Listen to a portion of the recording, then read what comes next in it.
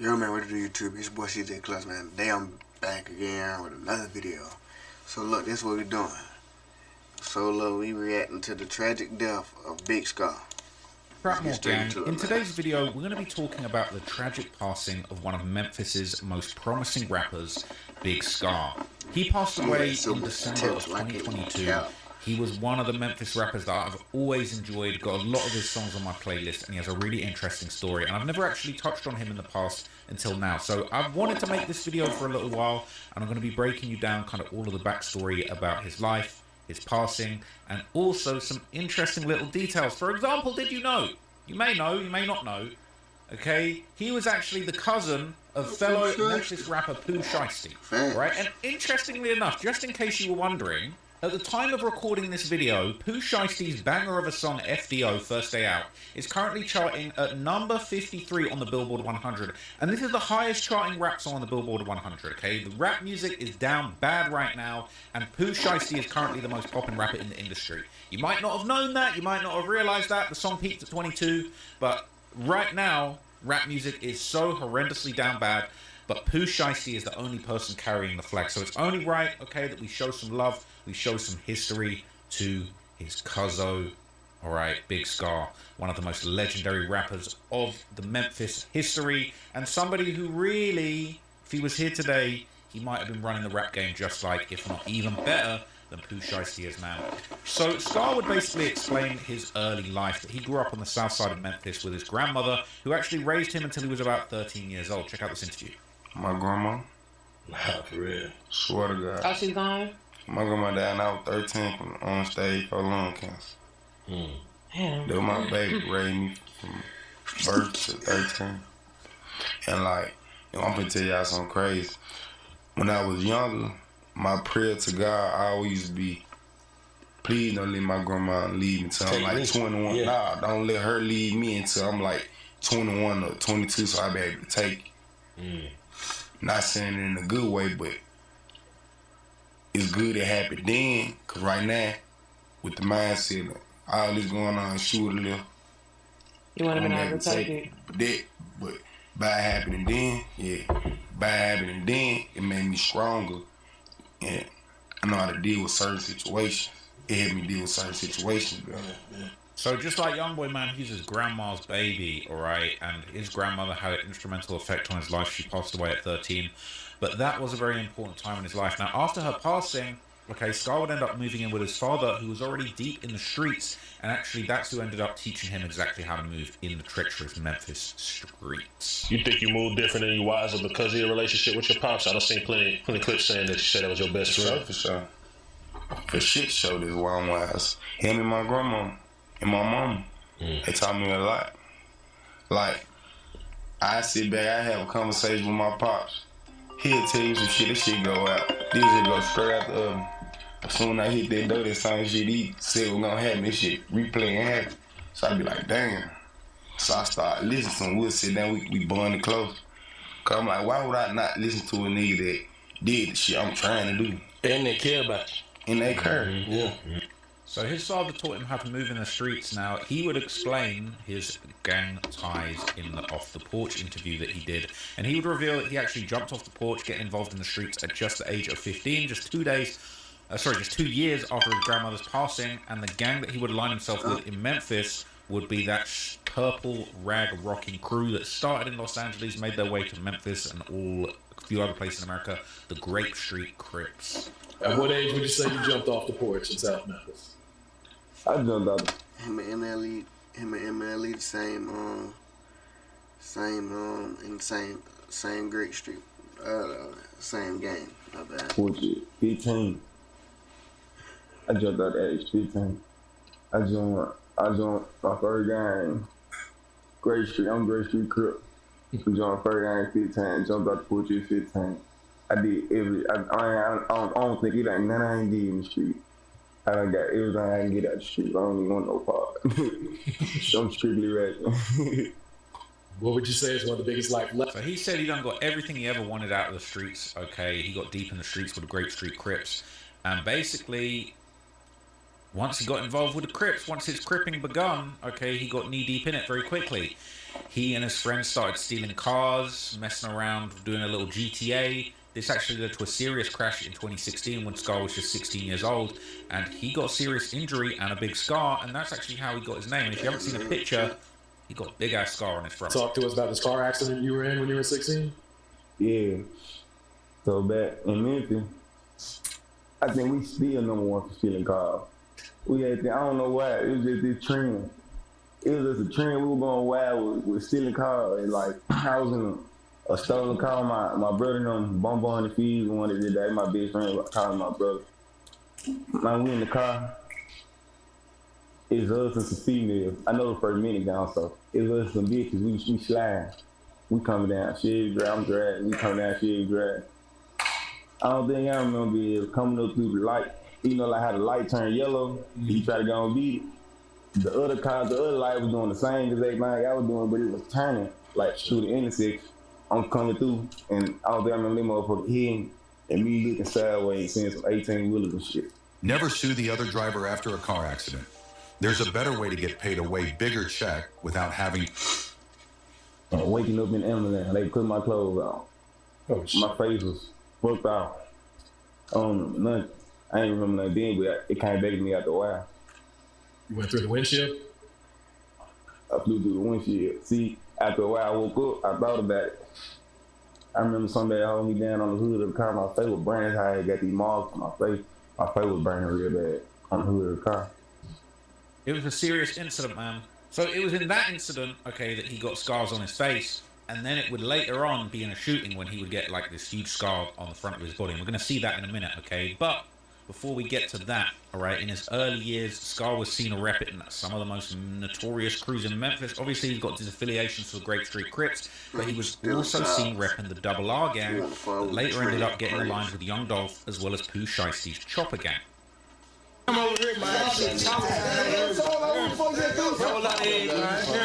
It's a meme. I'm thinking something that I do. Didn't even know what's going on. Chopper gang, because of smoking fatties out here. Double R gang, man. Chopper gang shit, man. I didn't even know what's going on, man. I just point the gun like that. Why you let me do that? Nigga better treat me like the Pope. I swear to God.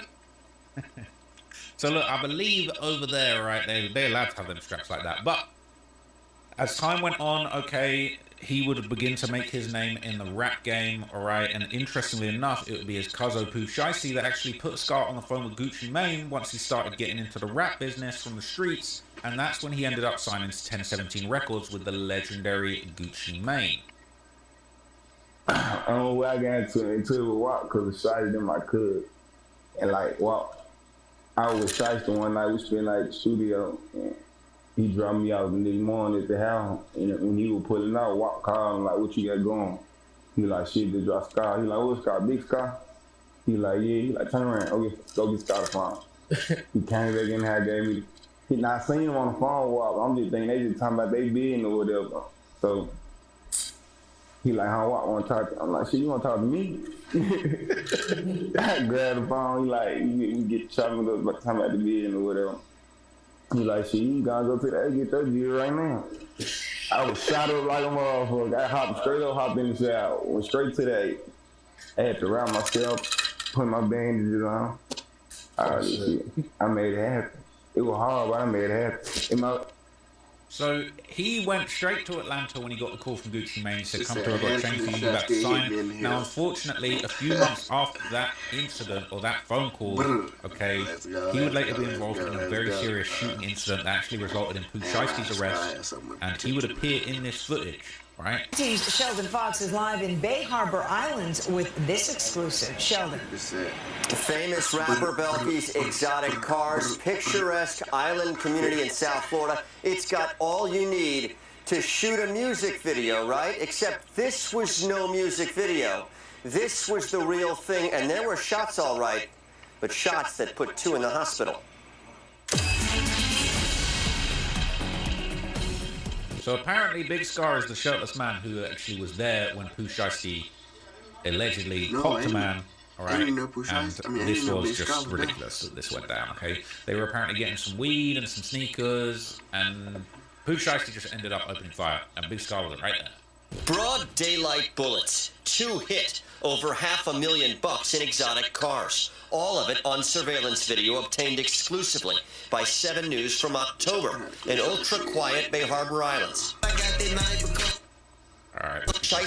What happened? Artist Pooh Shiesty, except unlike this clip, what happened here was no music video. The footage shows a McLaren sports car, Mercedes Maybach, and another Mercedes pull into this East Bay Harbor Drive condo parking lot. Men from the vehicles eventually get out and meet, and then this. The man in the white shirt has a pistol. The man in the black sweatshirt has a longer gun, and at about the same time, they begin firing before retreating back to the Maybach. The fancy getaway cars speed off, and one of 2 victims then hobbles to the car. Skyforce 836. The victims ended up at Aventura Hospital with injuries. But back to the scene for a moment. Police say the famous rapper was in that McLaren. Part of the group that ended up in this parking lot that October afternoon where the shots flew, and it happened right across the street from the police department and town hall here in Bay Harbor Islands, and days before an arrest. The town of Bay Harbor Islands says you're wanted for aggravated battery with a deadly weapon. He's also charged with armed robbery. Bay Harbor Police names one other for aggravated battery in their affidavit, saying the 2 left the state in a private jet. Police also using these Instagram photos, showing Shiesty with an assault-style rifle and cash as part of their case. They say the shooting came as one of the victims tried selling high-end sneakers and marijuana. Tried selling high-end sneakers and marijuana. Yeah, that was an embarrassing situation.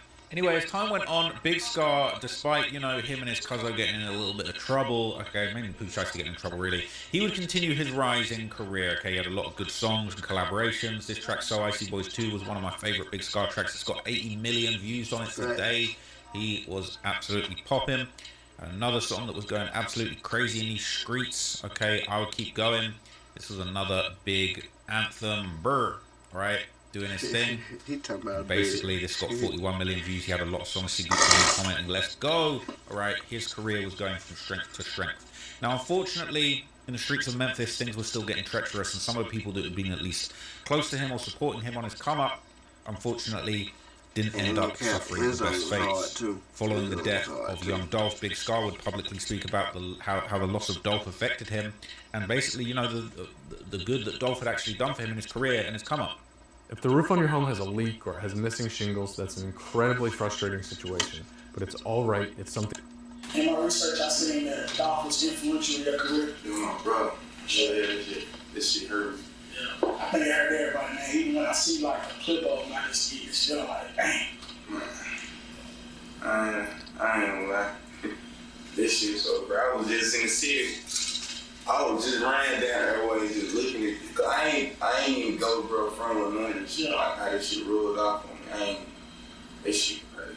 I hate this shit. I know what he was finna do next. He was finna do some real big shit. Like niggas really hate him, bro, on what he was doing. He was guilty. He don't put food in my stomach, clothes on my bed, shoes on my feet. So like, he really was a big inspiration. Even though you just did, if you don't have another one, it's fine. Can you tell us maybe a funny moment or a good moment you had with him? Every time he be like, Skizar, I don't care what. He be all in the back of the room, you see me, Skizar. Yeah. What you doing, bro? And like, before I ain't signed my contract with the lady and shit, he tell me, like, you can do this shit, bro. You a street nigga, you can do it. You got the mentality for it. You can do it. Try it. So shout out to Young Dolph, man. Young Dolph really believed in Big Scarr, and Big Scarr was really taking his career and his business to the height of the heights, okay? In the months that led up to Young Dolph's tragic passing away, well, murder, behind the scenes, okay, he was having success, he was doing his thing, he was rising up. One of the biggest things he did, he made it onto the XXL freshman list, and he even performed a freestyle as part of that inclusion on that list. You know, he was on the 2022 list, and he was showcasing his talent for the world to see. This is a very, very good look, all right? It's like, it's just tragic to see somebody just having so much success and then for it to all come crashing down, because behind the scenes it seemed like there were signs that the drugs were taking over. He was dealing with a lot of trauma, a lot of pain. You know, he had weed, he was on Mary Jane, he was on the syrup, he was on, I I want to say Perks, Adderall. Physical injuries. You know, he'd been in that horrendous crash. That's probably led to literal and physical and metaphorical mental trauma. You know, he was injured in a serious shooting. You know, that's how he ended up getting this big ass scar actually on his stomach as well. And you know, he was clearly dealing with some difficult situations, and a lot of people felt like behind the scenes he was getting a little bit too deep into the, you know, into the substances, and was maybe numbing some of his pain with certain drugs.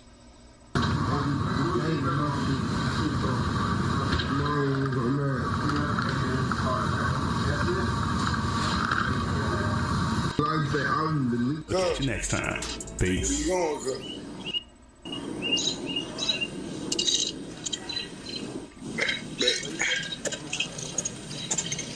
what I'm saying? But like, and with them bars, Clearly he was a little bit too deep in the drugs, and you know, he was nodding off. I don't know whether it was, you know, there's talk of pills, lean prescriptions, and unfortunately eventually he would end up passing away. He was only 22 years old when he passed on, and apparently it was the drugs that ended up taking his life. We are following more breaking news tonight. This is about a Memphis rapper connected to Young Dolph. Rapper Big Scarr has died. This is what was posted by rapper Gucci Mane on his Instagram page. It shows a picture of Big Scarr along with the caption that reads, "This hurts. I'm going to miss you." We are hearing the rapper died today. He was signed to Gucci Mane's label. Right now, we are working to learn how he died. Big Scarr was about to go on tour with Clxtch next year. He was just 22 years old. So he was only 22, and it would later be reported that his death was actually the result of an accidental overdose on prescription drugs. Okay. Basically, it was a fatal prescription pain medication that he overdosed on. His uncle afterwards would basically tell TMZ that that's what happened. He overdosed on prescription pills at his girlfriend's house. His uncle didn't know when his nephew got the meds, but he was prescribed them. He had apparently faced several traumatic experiences in his life, including being shot and suffering that serious car accident where he got scars in both of those injuries, and that's where he got his name from. Rapper got his stage name from the car accident when he was 16. It left a big scar on his body when he was thrown through the windshield, and he got hit in a 2020 shooting where he was struck by a bullet that travelled up his spine. He needed surgery to remove his appendix. I've had my appendix out. That shit was no joke. All right, but I didn't get a big scar. I got a small scar. Anyway, the uncle said that Big Scarr had battled depression and basically talked about the death of his grandmother being something that he took very, very hard. So the prescription drugs kind of, you know, fell under that category. Really, really sad that that's how he ended up going out. And, you know, rest in peace to Big Scarr, man. That's an artist that I really enjoy. I enjoy a lot of his music. A lot of his stuff's on my playlist. And I'll be listening to Big Scarr like crazy, man. This guy, he really just had like, he had just this crazy flow. I ain't gonna lie, bro. Big Scarr had a lot of potential. Like he said, he had a crazy flow. And I ain't gonna care, but his flow was so unique. And even with the chains clacking. Like you feel me? Like even with the chains clacking, you would think that, you wouldn't even think that's like just something in the studio, you feel me? You would think that's like a sound that he'd added or something the whole time, and that's just him bouncing around rap, you feel me? All you hear is clacker, clacker. Like that's all you hear. You feel me? And it was unique. Like ain't nobody else have it. You feel me? So Big Scarr definitely was one of the ones. He could have been way bigger than what he was. He probably would have been bigger than Pooh. For real. Or him and Pooh probably would have been on the billboards together. But I would definitely like to hear some more Big Scarr music, man. Hey, if y'all got something to say, put it down in the comments below. It's your boy CJ Clxtch, bro, and I'm gone, gang.